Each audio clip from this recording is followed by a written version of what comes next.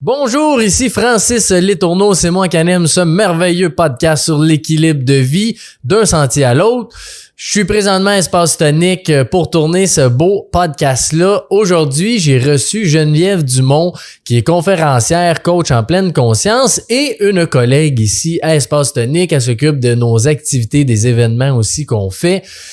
Donc, on a eu un super de bel épisode aujourd'hui. Elle est venue de parler de la reconnexion à soi. Elle a vécu des belles aventures dans sa vie, dont une séparation et sa fille qui a eu une transition pour devenir un homme. Donc, toutes ces choses-là l'ont vraiment amené à se reconnecter à elle. Puis c'est un peu tout ce parcours-là qu'elle est venue parler, comme quoi... Comment ça l'a aidé, pourquoi ça l'a aidé à être la personne qu'elle est aujourd'hui. C'est vraiment, vraiment intéressant. Puis je te souhaite d'être ouvert puis d'être juste dans l'amour dans cet épisode-là. On était beaucoup là-dedans, moi puis Geneviève, mais de l'amour de soi puis l'amour pour les autres, c'est tellement important. Fait que je te souhaite un magnifique épisode puis bon podcast!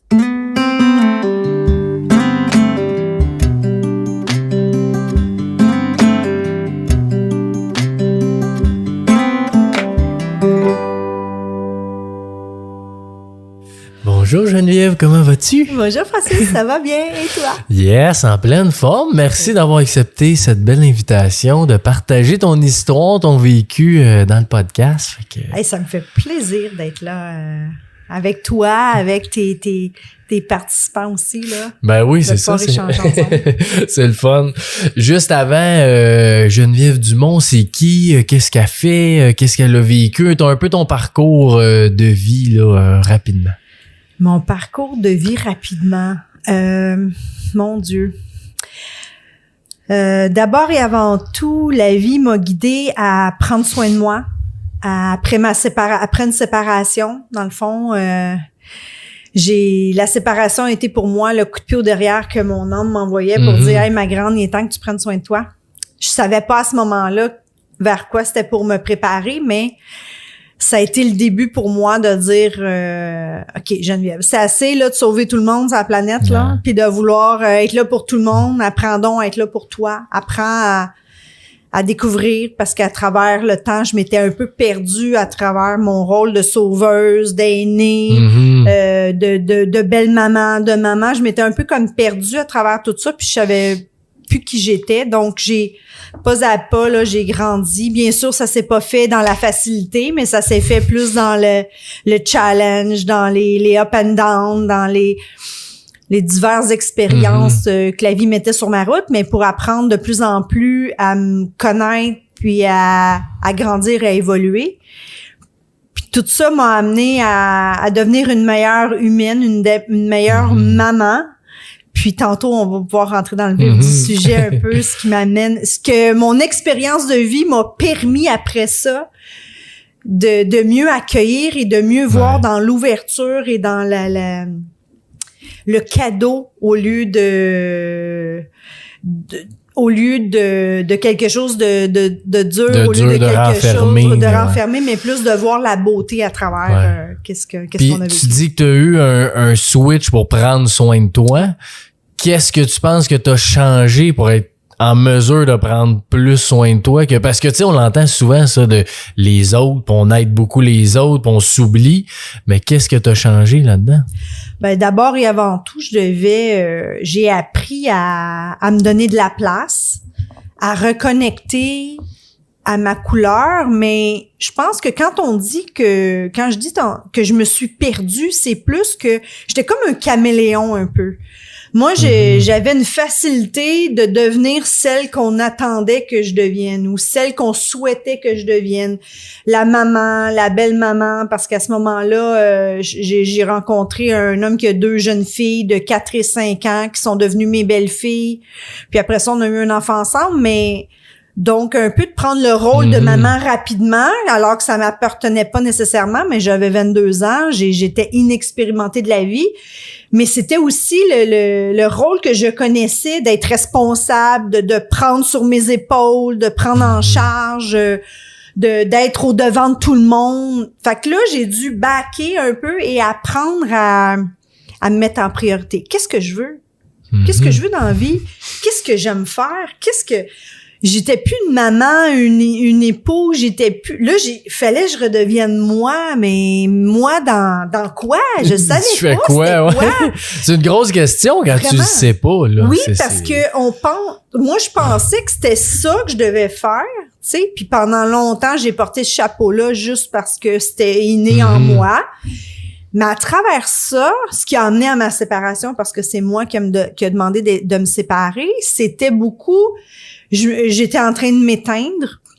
Je me reconnaissais plus dans le miroir. J'avais l'impression de mourir à petit feu. C'est littéralement comme ça que je me sentais. C'était pas la faute de personne, mais la mienne, parce que moi, j'avais tellement donné de pouvoir aux autres de me définir que je savais plus c'était quoi. Fait que ça a pris quand même quelques années.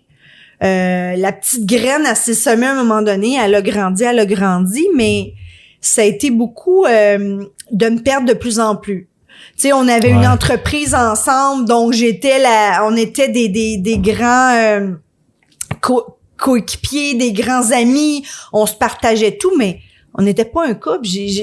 Ça s'était perdu, mais je sais même pas aujourd'hui, tu sais, avec tout le recul, je sais même pas si ça avait lieu d'être, puis c'est pas grave. Au-delà de ça, humainement, c'est que j'étais rendue un fantôme. Fait que là, ça m'a fait prendre cette décision-là, qui a pas été facile parce que là, c'était de séparer mon enfant de ses sœurs, de le père, tu sais, puis le risque de perdre mes belles-filles que j'avais à cœur un peu comme mes enfants parce que je les avais élevées. Et donc ça a poussé plus fort que tout, puis c'est ça qui a amené ma séparation. J'ai demandé de me séparer. On le fait main dans la main, malgré les up and down, puis les moments où est-ce que, mon Dieu, tu sais, ma vie est finie. Oui, c'est ça, c'est dur, là, c'est une grosse décision. Exactement. Mais à travers ça, j'ai appris à, repartir vraiment avec des petits pas. OK, qu'est-ce que j'aime faire? Je sais pas. Essayons. J'ai essayé des choses, j'habitais seule, ce que ça faisait longtemps que je faisais plus. J'habitais une semaine sur deux avec mon enfant. Mes belles-filles étaient avec leur père, mais je pouvais les voir quand même un peu et tout ça. Puis eux autres étaient rendus grandes maintenant. Ils avaient 17-18 ans. Mais puis ma plus grande peur a été de les perdre parce que je m'étais attachée. Ben oui, c'est sûr. Tu sais, ça a été un cadeau, elles sont encore dans ma vie, mais tout ça, je l'ai travaillé, je l'ai semé, chaque petite graine, je l'ai semé, malgré la peine, malgré la douleur, malgré l'inconfort. Mais j'ai grandi dans l'inconfort. J'ai grandi dans ce moment de vie où est-ce que là, tout est sans dessus-dessous. Je reconnais plus rien, mes balises sont plus ce qu'elles étaient. Même moi, dans ma personnalité, moi qui étais habituée d'être un caméléon, là, je fais quoi? Je m'habille comment? Là, je reconnecte avec Geneviève. Ouais. Ce que probablement j'avais jamais fait parce que facilement, moi, je prenais soin de tout le monde. Donc là, ça a été les premiers pas que j'ai fait, c'est de reconnecter graduellement avec des activités, avec des petites choses, des moments que je passais avec mon enfant. Ben là, c'était OK, qu'est-ce qu'on aime faire ensemble? Qu'est-ce qu'on peut faire? Même si après ça, je pleurais ma vie parce qu'elle s'en allait chez son père, mais c'était vraiment des petits pas de bébé. Puis je dirais que ça a duré 7 ans. 7 ans de culpabilité malgré tout qui traîne en arrière puis qui dit « Ouais, mais c'est toi qui as brisé ta famille. Si t'es malheureuse, c'est de ta faute. » Tu sais, l'espèce de petit diable sur ton épaule, là. On dirait que ça doit être pire quand c'est toi qui prends la décision aussi, là. Oui. Je pense que tu sens cette responsabilité-là que c'est tout est de ta faute. Exact. Mais... Alors qu'on était deux dans le couple. Oui. Tu sais, aujourd'hui, on en est conscient, mais ça fait 17 ans de ça maintenant, tu sais. Puis j'ai grandi un nombre incalculable de fois. Et aujourd'hui, on a des grands amis, on est capable d'échanger, puis de fierté, moi, j'ai réussi à rebâtir tout ça autrement, différemment. J'ai une famille reconstruite. Je suis encore dans la vie de mes belles-filles. J'ai des petits-enfants. J'en ai 5, bientôt 6. Mais si j'avais pas fait tout ce que j'ai fait, si j'étais pas passée par-dessus des fois, par-dessus mon ego qui a mal, qui souffre, puis si j'avais pas passé non plus par à pas vouloir faire payer l'autre parce qu'il me fait de la peine, si j'avais pas, parce que c'était pas ça mon but.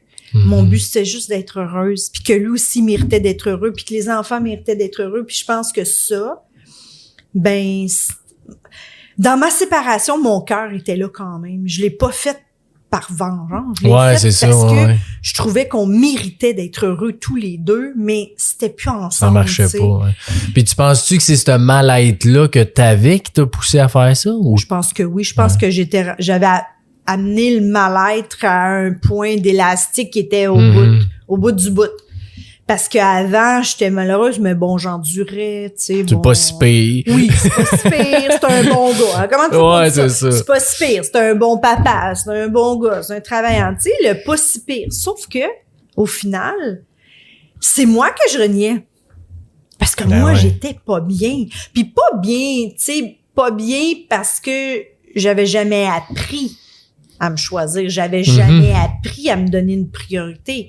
Puis pourquoi? Parce que pendant longtemps, hein, c'est égoïste de penser à toi. C'est égoïste de te placer en priorité. Tu es une mauvaise mère. Tu sais, ça, c'est toutes des belles croyances. Aujourd'hui, parce que j'ai avancé, parce que j'ai cheminé, je le sais très bien que j'avais acheté énormément de croyances que j'ai appris à défaire puis à dire, à ta peu, là. Je suis pas égoïste parce que je me choisis. Au contraire, je me m'en maudis et j'aime l'autre aussi. Parce que je suis capable de lui laisser sa place, puis que lui aussi il mérite d'être heureux, puis il l'est aujourd'hui. Puis on l'est dans notre relation qu'on a créée malgré tout. C'est ça. Mais au-delà on est resté des parents ensemble, on a fait tu sais, on a pris ensemble. Des fois, il me consultait, au lieu de consulter la mère, c'est moi qui consultais pour mes belles-filles. Juste parce que j'avais ce lien-là, j'avais cet espace-là. Fait que tantôt, on m'a demandé, c'est quoi ta plus grande fierté? Ben, aujourd'hui, je suis capable de reconnaître que c'est ça. C'est ce que j'ai bâti qui est différent, qui est pas une famille traditionnelle. Mais à Noël, on s'est tous vus. On était tous autour de la même table. Mes belles-filles, leurs conjoints, leurs enfants, mon fils, son père, sa blonde. Aïe, c'est cool, ça. C'était joyeux, c'était léger. Mais c'est vraiment intéressant ce que tu dis parce qu'on entend souvent l'histoire inverse, que bon, là, les deux sont dans la chicane, ils se parlent plus puis rien. Tu penses pourquoi que tu as réussi à faire ça? Garder cette belle relation-là? Parce que j'ai voulu. Tu sais, mes belles-filles ont été un petit peu pris entre leurs parents parce que eux, ça a pas été aussi facile, mettons, pendant un temps. Puis moi, à ce moment-là, j'étais pas près de la séparation, mais moi, je me disais jamais je voudrais que mon enfant vive là-dedans. Fait que ça a été comme un modèle de me montrer ce que je voulais pas devenir. Puis, je dis pas que c'est jamais passé sur la corde de dire, OK, je coupe l'éponge, je veux plus rien savoir, là, je suis tannée de la merde, là. Toute relation, c'est dur, là. Tout à fait. Mais autant amical, quand frères et sœurs, quand nos parents, moi, j'ai choisi la paix. Ça veut dire que parfois, j'ai passé sur ma peine. Parfois, je l'ai mis de côté. Puis je me suis dit, c'est plus important ça ou c'est ce que tu bâtis? Bon, OK, là, je me rappelais. Puis au-delà de tout, moi, je voulais que mon fils, là, ben, il soit pas pris entre ses parents. Je voulais qu'il se sente quand même équilibré parce qu'il méritait pas. C'est pas de sa faute. Mes belles-filles non plus. Tu sais, à quelque part, à travers ça, je pense que ça a été ce que je voulais léguer. Ça a été mon point de mire. D'assumer tes choix, assumer ta responsabilité aussi. Oui, là. Puis même si c'était pas toujours facile, parce que c'est pas vrai que c'est rose, là. C'est sûr que non. Mais c'est pas rose même dans un couple existant, c'est pas rose nulle part. Mais je pense que ma sagesse, ben, ça a été de grandir là-dedans, d'accepter parfois, de passer par-dessus ma peine, ma blessure, hein, qui est activée parce que là, boy, il m'a mis en rage parce qu'il a dit telle chose ou peu importe. Mais moi, j'ai dû aussi le mettre probablement des fois sans connaissance. Dans ma décision de partir, ça a dû dire, crise de folle, cette fille, je veux plus rien savoir d'elle, tu sais. Mais ça n'a pas été ça. Ça n'a pas été ça. Fait que je pense qu'après ça, parce que moi, j'ai tout fait, là. Moi, je parlais à son âme. Puis là, je disais, OK, je suis pas capable de te le dire en vrai, mais voici. On va le dire à plus haut. À plus haut, je faisais des dessins, j'ai fait un nombre incalculable de choses, peu importe si ça marche ou pas, là.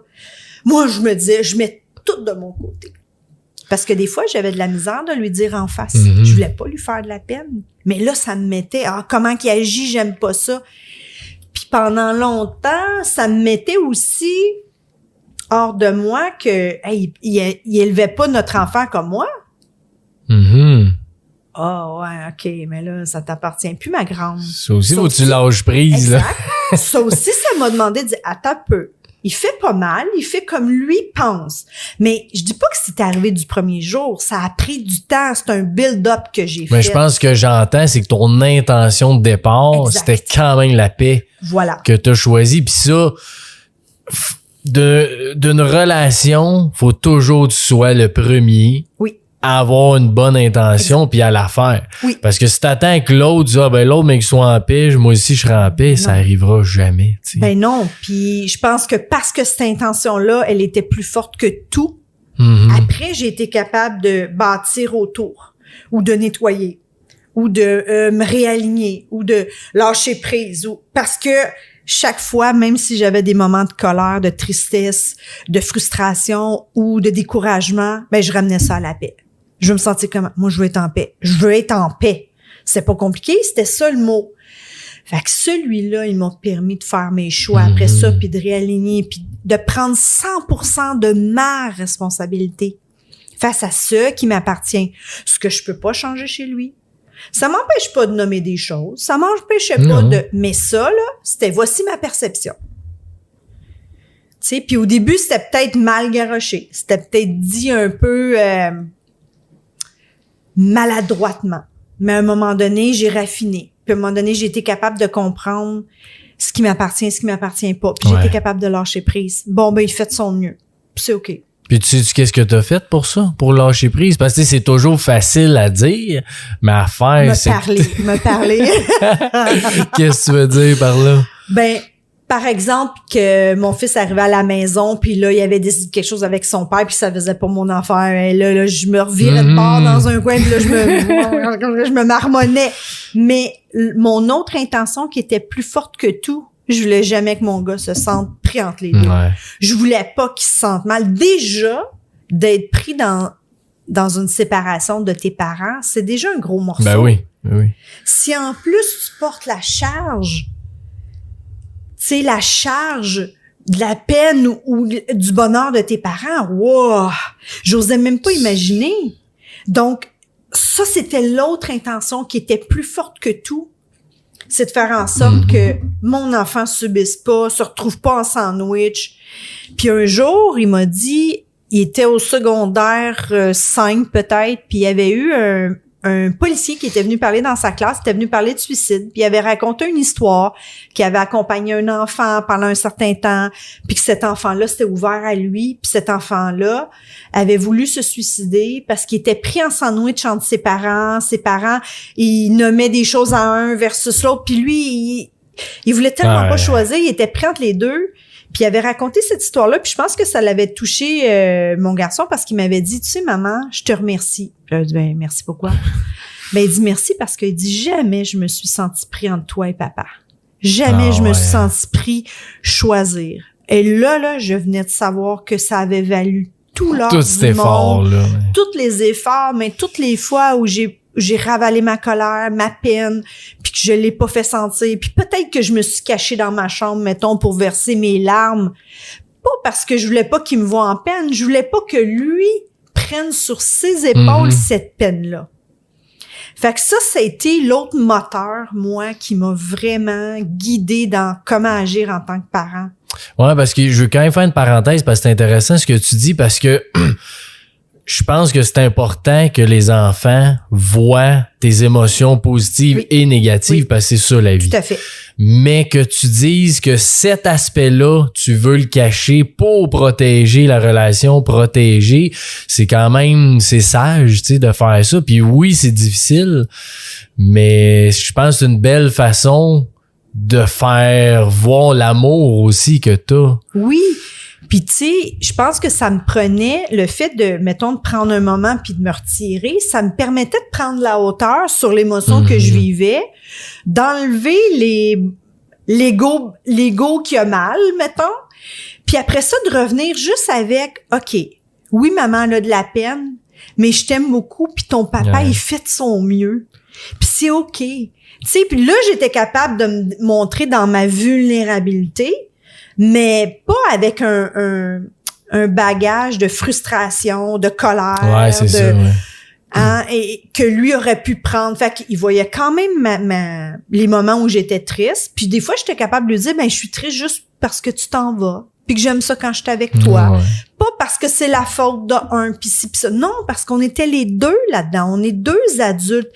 Et s'il y a une chose que je sais, c'est que tous les deux, on avait cette ferme détermination.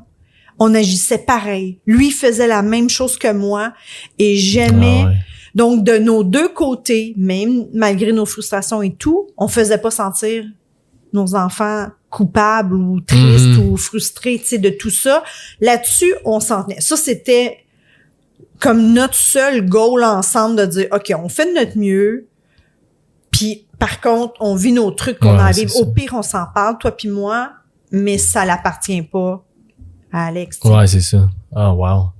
Très, très sage. Fait que c'est un peu ça que j'ai appris pendant 16-17 ans. Ouais, ça a ça. été de transformer la personne blessée, la personne effacée, la personne avec peu d'amour pour elle, qui a appris à rebâtir, parce que faut se le dire, là, quand t'es rendu que t'existes juste pour les autres, c'est parce que t'as pas d'amour pour toi, là. Ben non, c'est sûr. On s'entend je connais tellement pas que... Exact.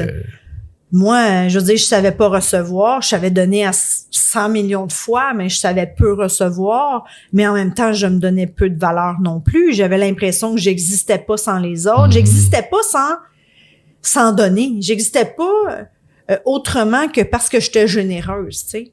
Mais aujourd'hui, je sais que c'est autre chose, tu sais. Mais il a fallu que je marche ce chemin-là. Puis tantôt, tu parlais d'ego. C'est quoi pour toi, l'ego?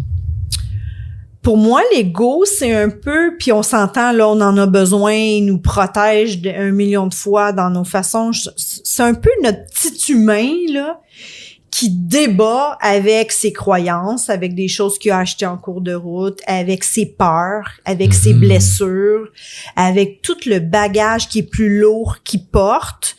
Puis là, quand on apprend à danser, quand on apprend à danser avec la vie, on apprend à mieux se connaître, on comprend qu'on est ça et ça. On est notre sagesse, mais on est aussi notre humain qui parfois il a peur, il a mal, il souffre, mais on peut aussi être lumineux malgré tout. On peut quand même aussi être sage, être heureux malgré on est comme tout ça. Puis il faut apprendre à danser parce que c'est ça qu'on est de toute notre couleur, c'est d'un, de l'autre, parce qu'on est humain, on n'est pas un animal, on n'est pas un ange qui vole, on a un peu de tout ça. Puis c'est comment apprendre à pas laisser un plus que l'autre nous gérer ou nous définir. On n'est pas la maladie. Ça, ouais. Moi, depuis mon adolescence, les migraines font partie de ma vie, mais je suis pas mes migraines. Mais j'ai appris, par contre, à comprendre, OK, quand je fais ça, ça m'aide pas, ou quand je fais ça, ou ça m'aide. Fait que j'ai appris à danser avec elle, mais ça me définit pas. Puis c'est pas parce que j'ai une migraine, mettons, qui est à côté dans le tapis que je m'empêcherai pas d'aller faire une activité. C'est pour ça que ça me définit pas. Okay. Donc, de la même chose, je vais peut-être y aller moins longtemps. Je vais peut-être être plus calme. Ouais. Mais, fait que j'ai appris à danser avec toutes mes parties, mais avant, je connaissais pas c'était quoi. Je savais pas c'était quoi, moi, apprendre à comprendre tout qui on est. C'était du vrai charabia, là. Tu sais, c'est parce que j'ai avancé puis j'ai découvert la pleine conscience. Souvent aussi, c'est que quand t'es dans ce stade-là, tu dis, ouais, mais je suis quand même correct, tu sais. Fait que pourquoi je me lancerais là-dedans? Mais oui. Parce que j'avais l'impression que c'était ça ma vie. Mais quand le moment est venu où est-ce que là, ça poussait plus fort que tout par rapport à la séparation, là, moi, je dis mon chemin de conscience, de reconnexion à moi a commencé. Ça a été très long. Au début, c'était beaucoup plus long que maintenant. Ouais. Mais parce que j'avais des méchantes couches d'oignons enlevées, là, des couches de protection, des couches de trucs que j'avais agrippés qui m'appartenaient juste pas, mais que j'avais vu puis je pensais qu'il fallait que je sois ça, ou etc. Donc, ça a été un long processus, mais chaque petit pas était important, tu sais. Aujourd'hui, je le comprends. Fait que pour moi, aujourd'hui, si j'arrive devant un nœud, Ben, je jongle avec le nœud, je regarde ce qui est là, je le défais, je le travaille, mais jamais je suis à terre, tu sais, parce que j'ai appris à... OK, t'es un peu, là. C'est une contraction. Jongler avec la vie. J'ai appris, justement, à jongler avec la vie, là. Puis là, la reconnexion à soi, t'as eu cette épreuve-là, mais t'as quand même eu d'autres choses dans ta vie qui t'ont amené à te recentrer sur toi aussi. Ben, beaucoup de choses. J'ai déménagé beaucoup dans ma vie, puis à chaque fois, je le sens que c'est ça que je dois faire, je vais le faire, mais je savais pas pourquoi. Puis c'est toi qui prenais la décision de déménager, ouais. Couple de fois, là, on me disait, ouais, t'es folle, là. Qu'est-ce que tu fais là? Tu sais, une fois, moi, je suis une fille de Rive-Sud, la Rive-Sud de Montréal, la Montérégie. Puis à un moment donné, il me passe une bulle. Faut que je m'en aille sur la Rive-Nord. OK. T'as pas de famille là-bas, pas d'amis, un petit peu le travail, mais j'ai eu ma bulle. Fait que là, à ce moment-là, j'ai laissé ma fille derrière avec son père.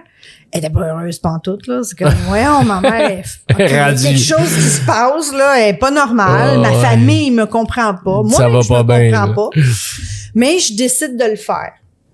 Fait que je m'en vais sur la rive sud, sur la rive nord, dans le coin de Bienville. Je me trouve un logement là-bas. J'ai aucune idée qu'est-ce que je m'en vais faire. Non, honnêtement, je sens juste que c'est l'appel. Même chose quand je trouve le logement, je rentre dedans puis je sais que OK, c'est ici, il faut que je m'en vienne. Fait que tu sais, j'ai écouté les petites voix, j'ai suivi. Et puis ça, c'est arrivé au mois d'août à peu près. Puis là, le temps passe. Je revenais beaucoup sur la Rive-Sud voir ma famille, mes amis. C'était vraiment bizarre. J'habitais là-bas puis je passais mon temps ici. C'est pour ça que je dis qu'il y a quelque chose qui m'a amené là-bas, mais aujourd'hui, puis je vais l'expliquer, ça fait son sens. Mais puis à ce moment-là, moi et ma fille, on a une relation très fusionnelle. Fait que moi, étant donné la culpabilité que je portais face à la séparation, j'essayais beaucoup de compenser. Je vais être plus là, je vais être plus présente. Je suis quasiment très fusionnelle pour compenser pour sa perte. Elle avait quel âge à peu près? À ce moment-là, Alex avait, mettons, 17-18, à peu près dans ces âges-là. OK, quand même. Ouais, 17-18, mais il comprend rien. Elle comprend rien du tout de qu'est-ce que je fais, là, tu sais. Fait que je le fais quand même, malgré que, là, mon cœur de maman, il se sent pas trop heureuse là-dedans, mais... Bon, c'est ce que j'avais à faire. À ce moment-là, j'étais en événement. J'avais beaucoup d'événements sur la Rive-Nord, à Laval. Fait que je me disais, bon, ben, c'est ça. Faut que je m'en aille là-bas. Et puis, mais quelquefois, quand je revenais sur la Rive-Sud, je chantais la paix. J'étais comme, ouais, c'est bien bizarre. Je m'en vais là-bas, mais je reviens, puis je me sens mieux ici, mais je me comprenais pas trop. Vers le mois de mars, ma fille me dit, maman, j'ai quelque chose de gros à te dire, faudrait qu'on se parle quand tu trouveras un moment. Fait que je prends un temps puis je m'en vais la voir sur la Rive-Sud, je m'en vais déjeuner avec elle. Puis à ce moment-là, j'ai dit, est-ce que tu veux qu'on en parle au restaurant? Elle dit non, j'aimerais mieux en privé, tu sais. À ce moment-là, Alexandra a 18 ans. Okay. Elle vient d'avoir 18 ans. Donc moi, ça fait 6 mois que je suis sur la Rive-Nord. Fait que je m'en vais avec elle, puis après ça, on s'en va parce que son père habitait pas loin, il était pas chez lui, fait qu'on s'en va là pour avoir un moment de tranquillité. Puis je revois encore ce moment où est-ce qu'on était assis dans son salon, puis là, je me prépare avec l'ouverture à accueillir ce qu'elle va m'annoncer, puis elle me dit « J'ai quelque chose de gros à te dire, mais j'ai peur que tu m'aimes plus, puis j'ai peur que notre relation change. » Moi, dans ma tête à moi, c'est mon Dieu, qu'est-ce que tu pourrais m'annoncer qui serait assez gros pour que je t'aime plus? Ça faisait comme pas trop de sens, mais je vois bien que ça demandait tout son petit change, puis elle avait les larmes qui coulaient, tu sais. Fait que je me place en ouverture, puis elle me dit, maman, elle dit, je t'ai déjà parlé de mes amis qui aimaient les filles et tout ça. Je dis, ouais, je sais pas trop si tu t'en vas là-dedans. Ben, elle dit, ça m'a fait cheminer à ce moment-là. Je n'étais pas capable de t'en parler, mais elle dit, je veux t'annoncer que je suis prête à accepter qu'en fait, je suis un garçon. Et là, mes larmes coulent tout seules. Et là, je m'approche et je la prends dans mes bras et je la serre très fort. Puis là, elle pleure. Puis pour elle, là, c'est la fin de sa vie. Là. Ouais. C'est la fin de sa Elle vie. est prête à risque se faire d'être rejeter. Là, exactement. Ouais. Et là, je la prends fort dans mes bras. J'ai dit, je sais pas comment ça va se passer, mais j'ai une chose que je sais, c'est que je vais t'accompagner all the way. Wow. Là, j'ai pris un recul. Et ce que j'ai vu chez mon enfant, c'était un âme qui était en train de se choisir. Ce que moi, j'avais fait dans les dernières années avant, où est-ce que j'avais appris à me choisir, à reconnecter à qui je suis pour embrasser toute ma couleur. Et elle, c'est ça qu'elle était en train de me dire. Et là, je l'ai regardée puis je dis, tu sais, dans la dernière année, t'as pas tout compris ce que j'ai fait, mais dans le fond, là, on faisait la même chose. On apprenait à se reconnecter à qui on est. On n'a juste pas utilisé, c'était pas pour les mêmes raisons, c'était pas la même chose, mais on marchait le même chemin. Et là, ça a un petit peu plus fait de sens pour elle, mon déménagement qui avait pas rapport. Et moi, à ce moment-là, j'ai compris que pourquoi je me suis éloignée, c'est pour qu'elle puisse se reconnecter. Et si j'étais restée là, la fusion l'aurait probablement empêché de le faire. Là, elle a pris du recul, elle a vécu avec son père, c'était complètement différent. Il était là, mais peut-être moins fusionnel que moi. Puis elle a pu se retrouver. Elle a pu faire sens. Je dis pas que ça y est arrivé du jour au lendemain. Elle l'a mûri, elle l'a réfléchi, elle s'est cachée. Est-ce que je savais? Non. Est-ce que j'avais des doutes? Non. Parce que c'était une jeune fille qui aimait les sports, s'habiller en garçon, en jogging, des casquettes. Mais pour moi, ça fait juste partie de sa personnalité. Oui, donc, j'en ai jamais fait de cas, puis elle n'en a jamais parlé. Mais pour elle, le chemin s'est fait graduellement, avec plein de petites choses. Elle était pas bien dans son corps, dans son corps, mais dans son âme, je pense. Puis elle a cheminé à travers ça. Aujourd'hui, c'est mon beau Alex. Ça va faire bientôt 6 ans. Puis la première chose qu'on a fait ensemble, c'est on a magasiné sa coupe de cheveux parce qu'Alexandra avait les cheveux très longs. Lui, il voulait avoir les cheveux courts. Puis on a magasiné. Puis à partir de ce moment-là, on a marché ensemble main dans la main. Puis c'est le cas de le dire parce que je l'ai accompagné dans son changement de nom, dans ses documents, dans parce que ça l'englobe. C'est une parcelle de le décider. Après ça, c'est quelles actions tu vas mettre en avant pour te réaliser, pour faire sens avec ce que tu ressens à l'intérieur de toi. Et je suis loin de dire que tout a été facile encore là. Parce que les premiers mois, j'étais dans la peau d'une maman qui veut sauver son enfant, qui veut pas qu'il souffre. Donc, je le questionnais. Mon Dieu, je devais le questionner 5 fois par semaine. T'es-tu sûr? T'es-tu sûr que c'est ça que tu veux? Est-ce que tu fais la bonne affaire? Oui, mais si on change ton nom, c'est fini. Est-ce que c'est vraiment là que tu veux aller? Donc, le processus a été vraiment pas à pas, encore une fois, pas à pas dans la nouvelle réalité, pas à pas comment accompagner Alex, pas à pas comment... Je dirais que j'ai sorti du rôle d'un parent sauveur pour devenir un parent accompagnateur. C'est ça que la vie m'a appris. C'est ce que j'ai appris à travers ce chemin, c'est parce que j'avais appris à arrêter de sauver tout le monde.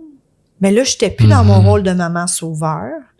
Mais là, j'apprenais à lui laisser son espace, puis à comprendre que sa démarche, elle a une vitesse, c'est la sienne, que je peux pas faire les choses à sa place si lui est pas prêt de les faire, que je ne peux pas le sauver si lui souffre, que je ne pourrais pas empêcher le rejet si un jour il est confronté au rejet, parce que ça, c'était ma plus grande peur. Parce que j'allais dire, comme parent, ça doit être ça que t'as le plus peur, c'est le jugement, le rejet, l'intimidation. Je dirais que pendant les premiers mois où est-ce que je restais accrochée à ma peur de ça, le rejet, l'intimidation, qui soit pointé du doigt, qui puisse pas aller dans certains endroits parce qu'on barre la porte. On s'entend, là, il y a 6 ans, c'était pas ouvert comme aujourd'hui. Ça commençait. C'est de mieux en mieux. C'est de mieux en mieux, mais c'était pas encore là.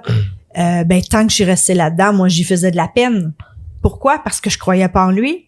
Il sentait pas que je croyais en lui. Il sentait pas que je l'accompagnais, même si je dis que je l'accompagne, parce que je le mets en doute. Parce que ça, tu ressens ces choses-là. Oui. La confiance ou je te suis pour vrai ou je te suis puis je fais rien que le dire. Tu ressens ça. Je dirais que ça a duré peut-être 2-3 mois à peu près. Puis un jour, je revois encore le moment où est-ce que je venais encore de lui poser la question, t'es-tu sûr? Parce que là, c'est vrai, on avait fait les cheveux le nom, mais là, il voulait la chirurgie des seins pour faire enlever ses seins. Puis ça, c'est tout un processus. Et là, je pose encore la fameuse question à 10 000 $. Est-ce que tu es sûr? Parce que quand tu vas faire la chirurgie, après ça, tu pourras pas retourner en arrière. Il pourra pas t'en reposer d'autres, là. Et là, il m'a regardé avec toute sa sagesse et son calme, parce qu'il est très calme dans la vie. Même si en dedans, ça brasse. Il m'a dit, maman, si je te l'ai dit, c'est parce que je sais ce que je veux. Et là, moi, ça a été le déclic, la switch qui a fait pouf! OK. On arrête. Là, je te suis. Là, je te suis. Et là, c'était réellement ça. Là, j'ai mis mes peurs de côté graduellement. Ou si j'en avais, je lui faisais pas peur. J'ai fait attention à mes paroles. Ouais. J'ai fait attention aux choses que je lui disais que je nommais. J'ai fait attention à plein de petites choses, comme un peu marcher sur des œufs, là. Mais pas pour me cacher, juste parce que je savais que ça lui ferait de la peine. Je voulais pas me rendre là. Les fois où je disais elle au lieu de il, les fois où je nommais Alexandra au lieu d'Alex. Ouais.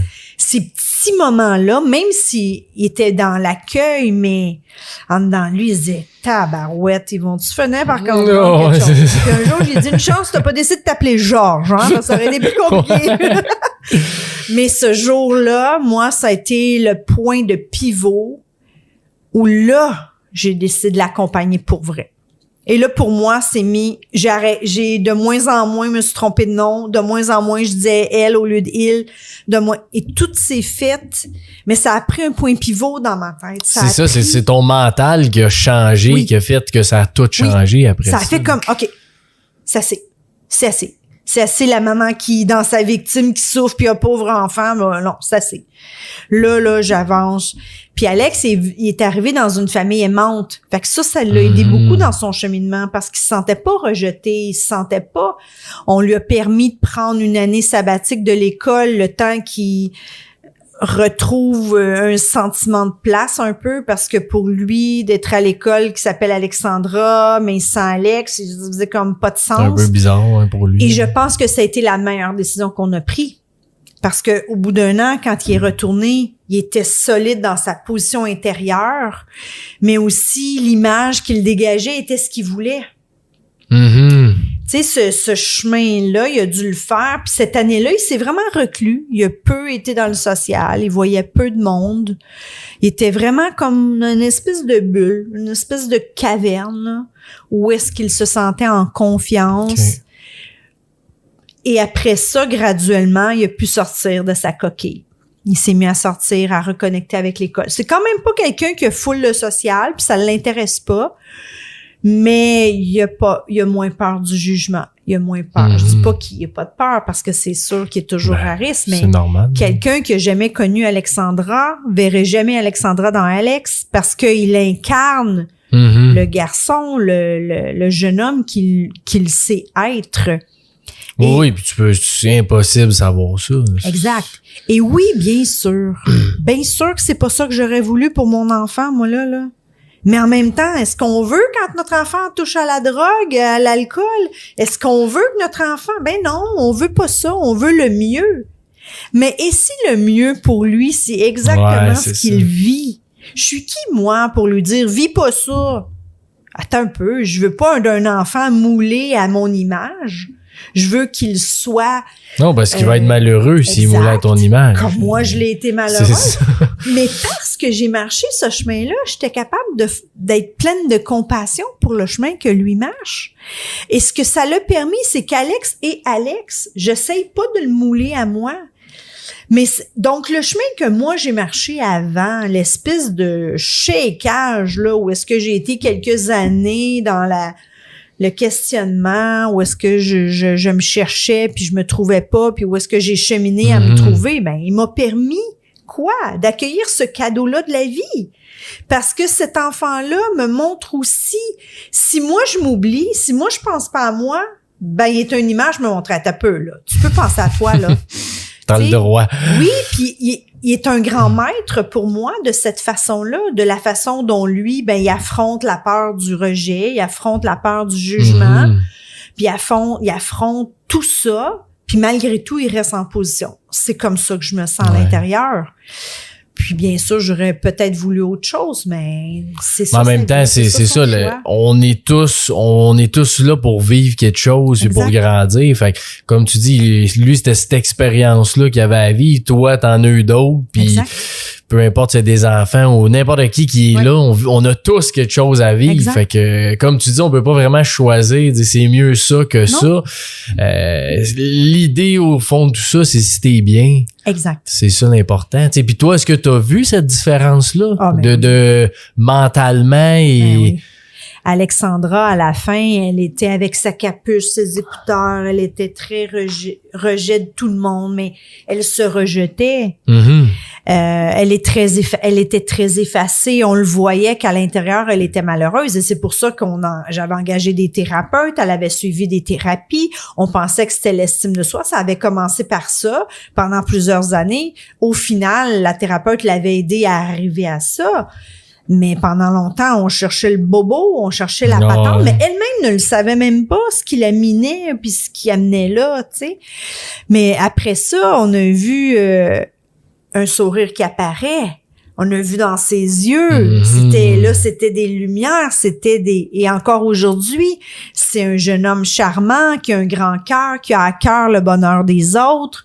Il vit ses challenges de jeune adulte comme Alexandra aurait vécu les siens en tant que fille, en tant que garçon, ça revient à la même affaire.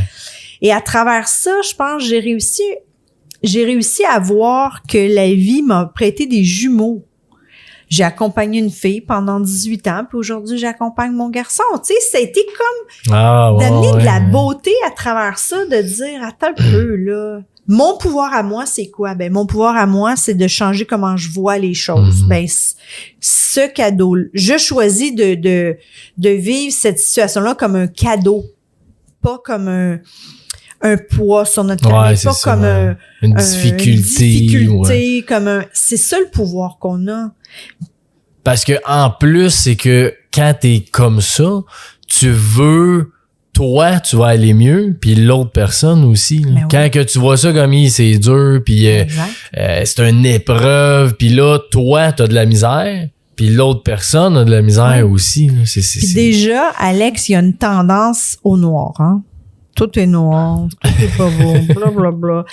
Alors moi, je suis une sorcière pour lui, puis voyons, toi avec tes affaires de blabla. Mais je sais que je sème des petites graines. Je sais que les petites paroles que je dis, il fait pas de méditation, il croit pas à mes affaires de pleine conscience. C'est un autre monde. Oui, puis ça m'est arrivé de parler de son histoire dans mes conférences parce que j'y crois, je crois que ça peut aider les parents, les jeunes, peu importe. J'en ai reçu même dans des coachings des jeunes personnes trans qui étaient tout perdues. C'est un cadeau que la vie m'a donné. Parce que je comprends mieux comment le parent va se sentir, je suis capable d'accompagner, de donner la main parce que j'ai cette compassion-là en moi, mais aussi que j'ai cette ouverture. Et c'est probablement un des grands cadeaux qu'Alex nous a amené dans la famille, c'est de s'ouvrir à la différence, à l'ouverture, à juste accueillir l'autre dans son cœur, peu importe la couleur qu'il a ou la saveur ou... Puis juste d'amener ça, ben moi, la vie, elle a pris une couleur différente. Je me suis mis à plus remarquer les choses. Puis au début, là, je connaissais rien sur les personnes trans. Moi, là, c'était dans le néant, là. Oui, puis tu sais, on entend de plus en plus parler, mais tu sais, même moi, dans mon entourage, j'ai personne personnellement que je connais. Fait que c'est sûr que là, quand tu as quelqu'un que tu vis avec, qui est une personne trans, ben tu dois voir des situations qui sont là, mais que on voit pas juste parce qu'on, je sais pas, on n'a pas conscience. Non, fait que là, je me suis mis à faire des recherches, à chercher sur Internet. Puis il y a 6 ans, c'était pas la même chose qu'aujourd'hui. Je me suis mis à suivre des personnes trans pour mieux, vraiment pour aller comprendre en arrière, Ouais. pour mieux comprendre mon enfant dans ses schémas, parce qu'il me disait pas tout. Il s'ouvrait pas à moi sur toutes ses émotions et toutes ses affaires. Il est comme une huître fermée.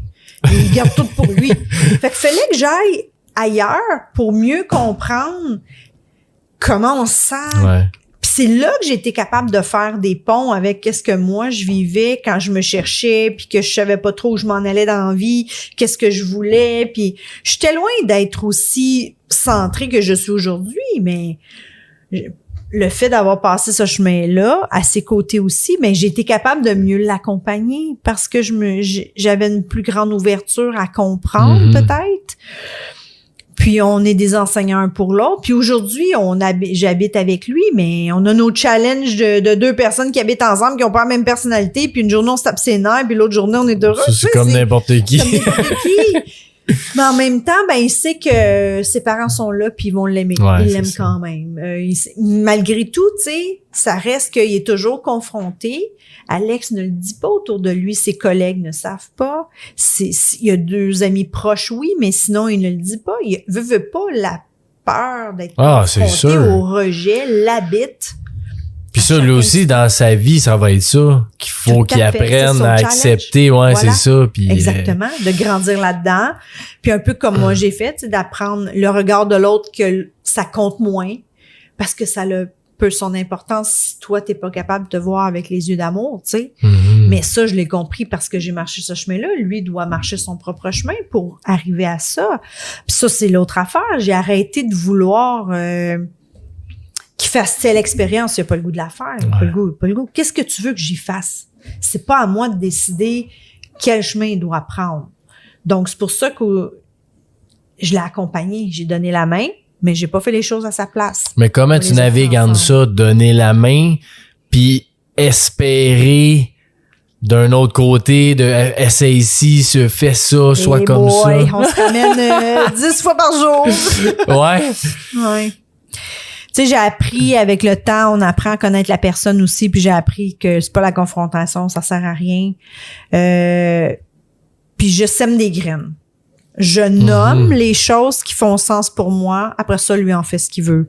Mais je vais peut-être, de mon bord, je vais peut-être faire, tu sais, en dedans. J'aimerais ça qu'il le voie, blablabla. Oh, ouais. J'ai des bonnes amies qui ont des bonnes oreilles aussi, là, tu sais, pour entendre ça. Puis, mais je le laisse être. Parce que je veux pas qu'il se sente coupable d'être différent de ce que je pense qu'il devrait faire. Je suis qui, moi, pour Non, mais dire, va-t'en là? Tu ferais pareil, même s'il avait resté en Oui. fille, t'aurais fait la Tout même à fait. chose. Fait que- Exactement. Exactement. Mais c'est quand même difficile de naviguer avec ça. Oui. Tu sais, moi, mes enfants sont encore trop jeunes, Oui. mais je suis sûr que ça doit être dur de naviguer entre je te lance de l'aide ou tu sais quelque chose qui pourrait t'aider, puis tu le prends pas, tu pousses plus, à un moment donné, faut que tu lâches prise. Mais tu sais, notre dans tout ça. besoin de vouloir pousser à ce que notre enfant soit comme qu'on voudrait, c'est le besoin de contrôle. Mais le contrôle sert à quoi? Il sert à rien. Parce que on n'en a pas. La seule personne sur qui on peut avoir du contrôle, c'est nous. Ouais. Quand ça, je dirais que on le sait avec notre cœur, mais des fois, on se rend dans notre tête, puis là, on pousse un peu. Fait que ça va m'arriver d'être gauche. Ouais, puis de pousser c'est une ou normal, deux comme fois. tout le monde. Mais à un moment donné, il va me le dire, puis OK, c'est assez. Tu sais, il y a Tu cette comprends sagesse- aussi le message, Exact. Fait que là, tu sais. quand il me dit, OK, c'est assez, la mère, en voulant dire, sans faire avec tes affaires, reviens-en. Bon, ben là, je m'en vais de mon bord. Puis après ça, je le chemine, je le processe. Puis moi, j'essaie de pas tomber dans la culpabilité d'y avoir dit quelque chose qu'il voulait pas Ouais, savoir. c'est ça. Ou de pas tomber dans, mon Dieu, j'ai mal fait, je me tape sa tête. Tu sais, j'essaie d'avoir beaucoup d'amour envers moi parce que je reste un parent qui expérimente puis qui apprend tous les jours. Que t'ailles 30 ans, que c'est l'âge 0 de ton enfant ou que c'est l'âge 25 ans, c'est une première fois. Moi, c'est la première fois que j'ai un enfant de 24 ans. Comme c'était la première fois que j'avais un enfant d'1 an puis de 2 ans. Tu sais, fait qu'il y a une première fois. Mais quand c'est une première fois, on est meilleur envers soi. On est un peu plus doux, mais de la compassion, de la bienveillance. Puis des fois, je dois me le rappeler, Jen. Qu'est-ce que tu dirais à ta meilleure amie? Bon, ben, pourquoi que tu te le dis pas à toi? Apprends à être ta meilleure amie. On est plus dur sur nous que sur les autres. Là. Puis ça, c'est un livre que j'ai lu un jour puis qui m'a marqué. C'est comment apprendre à être ma meilleure amie. Ben, sois douce. Arrête de te casser la tête. Ça a pas marché. Il va faire ses expériences. Puis, au pire, il va se cogner le nez comme toi t'as fait. Puis il va apprendre puis il va se relever. C'est parce que je trouve ça vraiment beau que tu sois capable de faire ça parce que j'imagine que d'autres personnes qui deviennent trans puis qui sont au contraire rejetées ou peu importe quoi là, mais qui sont vraiment pas accompagnées, ça doit être l'enfer. C'est déjà difficile comme situation à vivre pour la personne, mais si les autres en plus sont rejetés, je trouve ça magnifique, mais tu dirais quoi un parent qui a un enfant qui veut devenir trans ou qui... J'ai eu le cadeau de pouvoir aller faire un atelier dans un groupe de personnes trans à Montréal. C'était dans les débuts des années qu'Alex a transitionné. À ce moment-là, moi, quand j'avais comme processé mes affaires, je voulais aider parce que je me disais... ça se peut pas que j'ai ce cadeau-là dans ma vie puis que je puisse pas rien faire. J'avais le goût de pouvoir aider. Puis à ce moment-là, j'avais monté un atelier sur l'estime et l'amour de soi. Fait que j'avais été l'offrir dans un groupe de personnes trans à Montréal. J'avais eu peut-être une vingtaine de personnes. Et là, j'étais solide dans les rejetés, dans ceux qui souffrent d'amour et de tous âges, parce que il y avait une dame trans, donc un homme, qui avait, mon Dieu, peut-être une 60aine d'années, mais qu'elle se cachait, puis elle pouvait être elle juste quand elle venait dans des endroits comme ça, parce que chez elle était cachée, ses papiers sont pas changés, elle avait pas l'entourage pour assumer. J'ai rencontré des jeunes, même que j'en ai aidé un pendant une année, je l'ai suivi en coaching pour je l'ai accompagné. J'ai donné de mon temps parce que je voyais qu'il y avait de la difficulté et c'est la misère. Ces gens-là que moi j'ai fréquentés, c'est rejeté, c'est mis à la porte. Ils ont pas de l'amour. Et je pense que une des grosses guérisons d'Alex, c'est qu'il est venu dans une famille aimante. Ouais. L'amour, déjà quand on n'a pas ce challenge-là dans notre vie, est tout un morceau. Oh. Tu te sens pas aimé, tu t'en vas comme ça, puis tu plantes. Fait que ce bagage-là en plus, ils sont encore plus fragiles au rejet. Ben là, c'est sûr et certain que s'ils sont mis à la porte par leurs parents, c'est encore plus grand, là. Tu sais, c'est drôle parce que mon fils, où est-ce qu'il travaille, il y a une collègue qui est trans. Okay. Lui le sait pour elle, mais elle ne le sait pas pour lui. Puis ça m'est arrivé de dire à Alex, pourquoi tu lui dis pas? Pas pour le fun, mais parce que peut-être que tu pourrais l'aider à passer à travers, parce qu'elle vient d'une famille non aimante. Elle a été mise à la porte. Elle a dû s'en aller toute seule dans un appartement parce qu'elle est rejetée de son père, pas acceptée, etc. Ça. Toi, tu connais autre chose, mais peut-être que tu vas pouvoir l'aider. Mais Alex, il est très solitaire. Il veut pas, il est low profile. Faut pas trop que ça soit vu. Ça, sa mère, ça va, mais lui, ça va pas. Mais, tu sais, je pense que si on peut les entourer d'amour, parce que ça reste un humain qui vit son challenge humain dans cette vie-ci. Il a pas choisi de vivre ça, là. Excuse-moi, non, là. Le mal-être, il se choisit pas, là. Peu importe la raison, là. Tu sais, que tu sois homosexuel, lesbienne, personne trans, que tu viennes d'une autre nationalité, tu peux vivre un mal-être. On est Québécois pis on vit des mal-être. Ben oui. On n'a pas de misère on n'a pas de challenge dans notre identité sexuelle, puis on va le vivre pareil, le mal-être. Il se vit à tout azimut, tout âge, toute nationalité, peu importe. Et s'il y a l'amour, il y a déjà une bout de guérison, là. Ben, est-ce que tu penses ça a l'air pire parce que on a moins connaissance? Parce qu'en soi, ce que tu dis, c'est vrai. Là, un challenge, tout le monde en a, peu importe t'es qui, t'es quoi, tout le monde en a. Puis ça, en soi, là, puis je sais, c'est pas méchant, mais en soi, ça change rien. Là. Mais non. Ça reste une personne comme c'était une personne avant, puis c'est tout. Là. Moi, là, je vois plus de différence. C'est mon enfant. Je fais pas, c'était ma fille, c'est mon gars. Ouais, non, c'est ça. Non, c'est mon enfant. J'ai vu ce que j'ai à vivre avec lui, puis tu sais, je dis pas que on n'a pas fait comme table et rase, mais ça fait que la vie a suivi son cours. On fait nos choses, puis c'est tout. Tu sais, fait que pour moi, il n'y a pas de différence. Je l'aime pas moins parce qu'il est il au lieu d'être elle.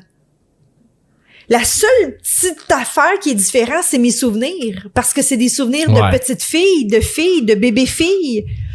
Mais je vois elle, puis je dis il. Tu sais, fait que pour moi, il y a plus de différence rendue là. Mais ça doit être plus dur dans des souvenirs, par exemple. Quand tu parles du passé. Dur, non, parce non, que dans le sens de le dire. Parce que quand tu vois ton image du passé, c'était une fille. Oui, fait que c'est mais sûr, je dis il. C'est vraiment quand weird. même, okay. Dans ma tête, là, mon cerveau, il se rappelle l'image. T'as vraiment, elle, ouais, c'est ça. Mais c'est drôle parce que mon image, c'est elle, puis je dis il. Juste pour dire à quel point que quand tu l'intègres, c'est fait. Ouais, tu sais, puis même des fois, je vais prendre le temps, là, on va manger à la table, puis je le regarde. Mais je suis pas capable de voir de filles. Je suis plus capable de voir de filles. C'est comme, j'imagine aussi, plus c'est assumé, plus t'es entouré d'amour, il y a une aura d'amour autour de toi, ben, veut pas, il le vibre aussi. Donc, il vibre la paix d'être il. Ouais. Mais l'amour, là. Donc, ça revient à mon point de départ qui était la paix. La paix, l'amour. Ben, c'est aussi ça que j'ai amené dans cette relation-là. C'est OK, attends un peu, là. Puis Alex, il y a eu des challenges avec une de ses sœurs parce que ça a été long. Elle combattait beaucoup. Puis lui, il avait de la misère avec ça. Il comprenait pas. Comment ça se fait qu'elle comprend pas? Puis là, j'y allais, mais mon petit cœur, tu sais, c'est comme ça. Elle a juste, elle le combat, puis tu peux rien y faire. Toi, tu peux juste t'occuper de toi. Puis avec le temps, à force d'être juste lui, de faire ce qu'il avait à faire, ben la relation a changé graduellement. Puis à un moment donné, elle a fini par juste laisser place. Puis ça s'est fait tout seul. Mais pendant le temps qu'il combattait, puis que là, il était fâché parce que là, ben c'était plus dur. Encore là, ça, c'est lui qui a fait le choix de dire je vais être en paix avec ça, puis l'autre devient en paix.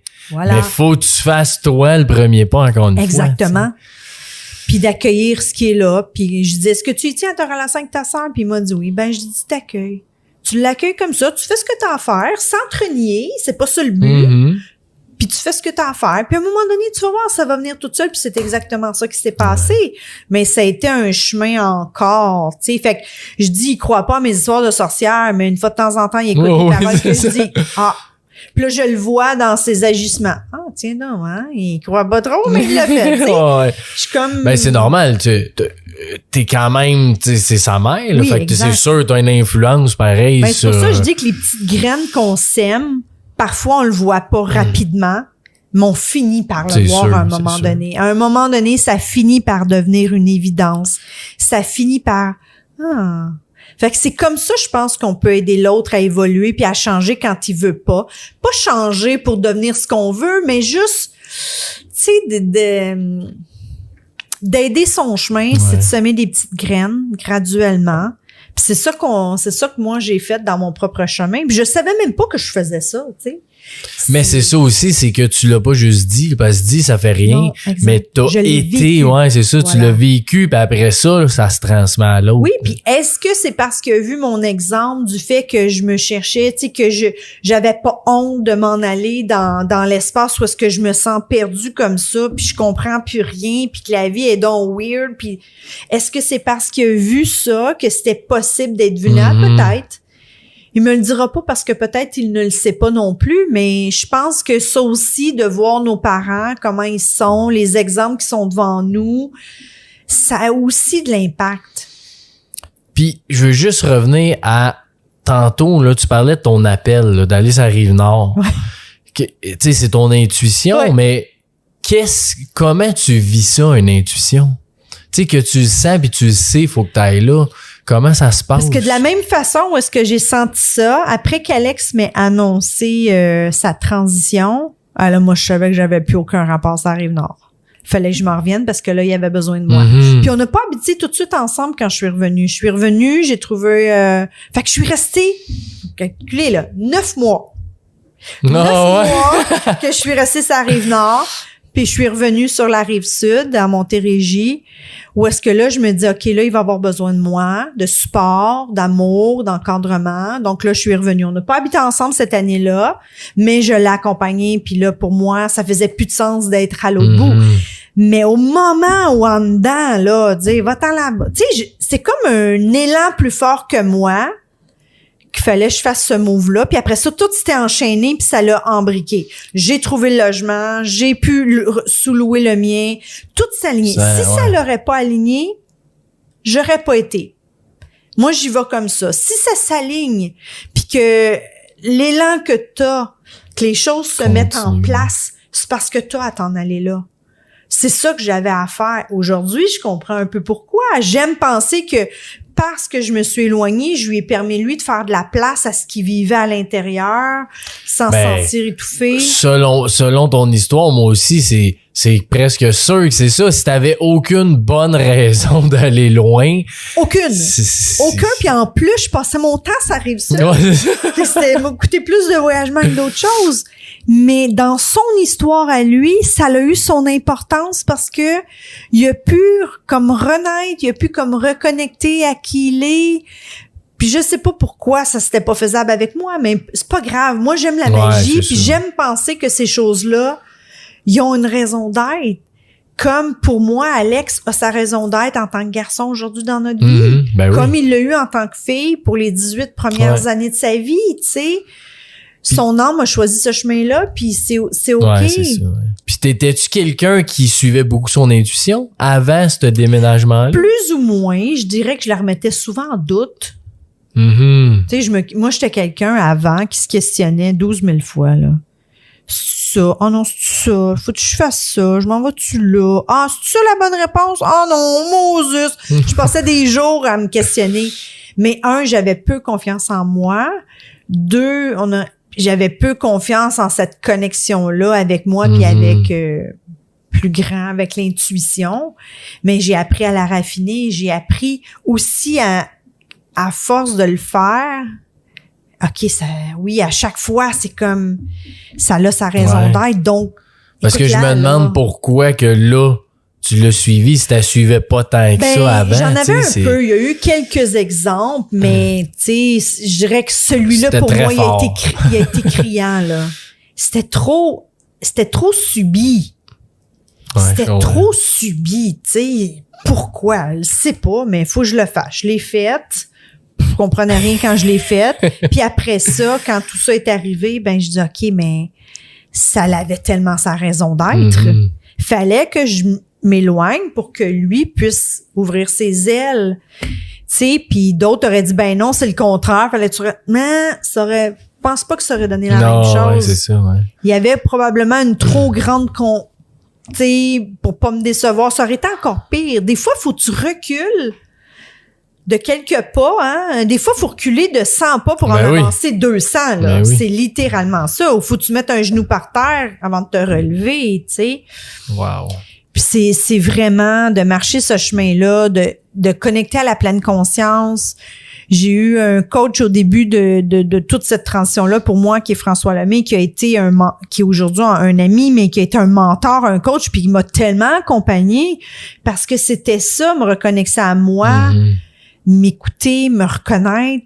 Il m'a enseigné ces choses-là, qu'après ça, j'ai grandi là-dedans, j'ai avancé vitesse grand V, mais au moment où, quand je m'écrasais à terre, parce que là, je venais d'apprendre quelque chose de gros, il m'aidait à dire, OK, maintenant, comment, Jen, tu peux faire, là? Ah ouais, Jen, vas-y, tu peux faire, là. Tu peux faire quelque chose, ça, c'est sûr. C'est sûr. Fait que ça m'a cool. Donc d'être accompagné aussi par les bonnes personnes au bon moment, ça aussi c'est significatif.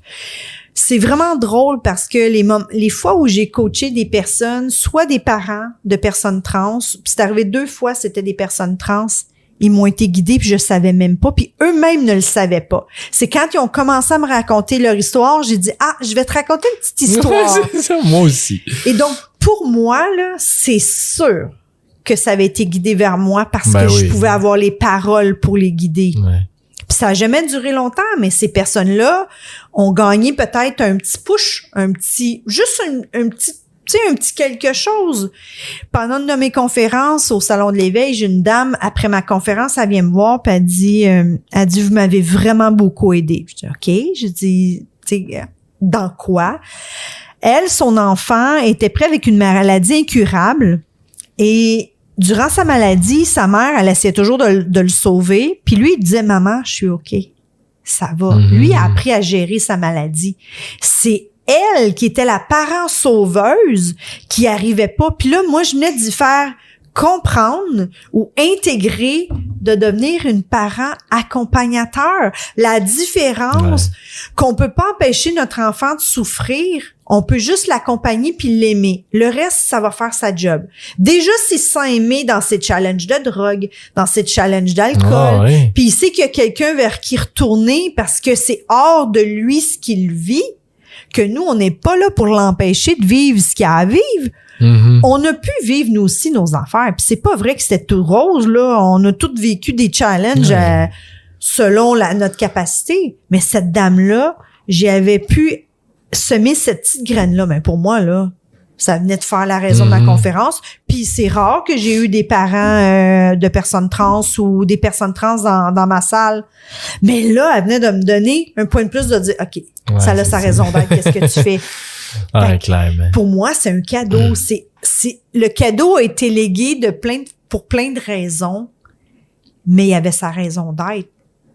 Puis c'est quoi que tu dirais pour conclure à un parent ou quelqu'un qui vit une situation comme ça?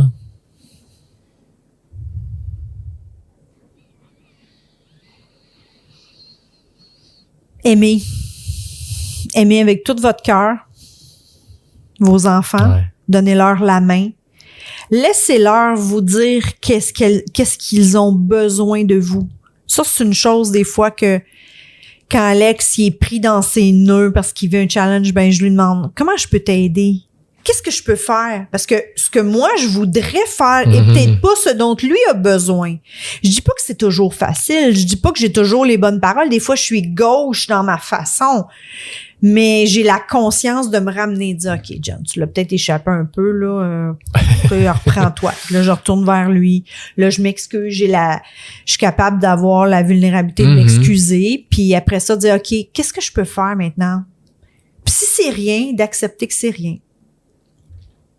Que peut-être qu'il doit se rendre compte qu'il peut s'épauler sur ses parents ou sur quelqu'un.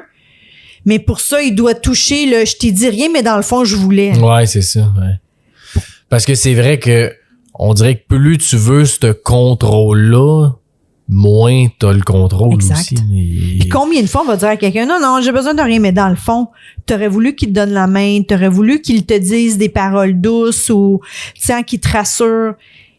Mais je pense qu'il faut que t'apprennes que c'est de ta faute si t'as dit rien, là. Ça t'appartient à toi. Combien de fois, mettons qu'il y a un challenge avec sa job ou avec ses collègues, j'ai Alex, ça t'appartient 100% de changer ce que t'aimes pas. Si ça, là, ça te plaît plus, si là, t'es plus bien, change-les. Là, OK, je le laisse aller. Mais j'ai semé ma petite graine. Parce que moi, je le sais que c'est 100% qui m'appartient. Pas ce que lui vit. Ce que moi, je veux. C'est ça. Parce que ça aussi, c'est quand même un point important de dire, c'est important de le dire. Quand on a quelque chose, je pense qu'on pense que l'intention est bonne, c'est de l'amour, pis on veut aider. C'est important de le dire une fois. Tellement. Parce que l'autre avait peut-être besoin de ça, il t'écoutera pas tout de suite, mais il va l'avoir en dedans de lui, puis un moment donné, ça va sortir, ça. Ben oui, peut-être qu'après son 5 minutes qu'il a ruminé tout seul, là, il va venir te revoir, va dire, maman, là, j'aurais juste besoin d'un câlin. Parfait. Faire un câlin. Mais là, tu as pas forcé de recevoir un câlin que lui, il avait pas le goût. Il était pas dans l'état de le recevoir, même si c'est ce qu'il voulait. Alors que quand il est revenu vers toi, ben, il va être dans cet état de recevoir ce câlin-là, puis il va avoir bien plus d'effet, le câlin, que si tu l'as forcé à faire un câlin à te donner un câlin ça ne tentait pas parce qu'il était dans sa peine ou dans sa frustration. Pourquoi qu'on laisse pas nos enfants ou qu'on a peur de laisser nos enfants vivre leur frustration? Peu importe l'âge, là, il y a une raison pourquoi il est frustré. Il y a une raison, qu'il soit tout petit ou grand. Mais on a tendance à minimiser. Mais non, t'as pas besoin d'être fâché. Sois pas fâché. Oh, mais attends, demande-lui donc pourquoi. Puis échange avec. Ouais. Peut-être qu'il va comprendre qu'il n'y a pas besoin d'être fâché parce que tu vas pouvoir y amener. Tu sais, moi, aujourd'hui, avec tout ce que j'ai appris, j'aimerais tellement changer comment j'ai été parent. C'est différent quand t'as la conscience puis tout ça. Oui, mais t'avais besoin de vivre ça pour être le parent que t'es aujourd'hui. Ben oui, exact, tu sais. Ouais. Mais oui, tu sais, puis mes belles filles qui ont des enfants aujourd'hui, ça m'arrive, tu sais, je vais avec légèreté, puis t'as une petite affaire. Puis après ça, ils font ce qu'ils ont à faire. Mais ouais, puis c'est un concept là de, je sais pas si on peut dire que c'est du consentement, tu sais, les câlins. Ouais. Tu sais, ma blonde est sexologue, puis elle, dès le début, moi on dirait que j'avais jamais pris conscience de ça, mais c'était important. À chaque fois, tu sais, ma fille a 3 ans, puis l'autre il a 7 mois, il sait pas, là, mais à 3 ans, ça fait peut-être depuis qu'elle a 1 an qu'on lui dit, tu sais, je peux-tu te faire un câlin? Puis là, ça a dit oui, t'en fais un. Ça a dit non, même si moi je veux, faut pas que je te fasse un câlin. Ben, ça reste du consentement, même si c'est de l'amour.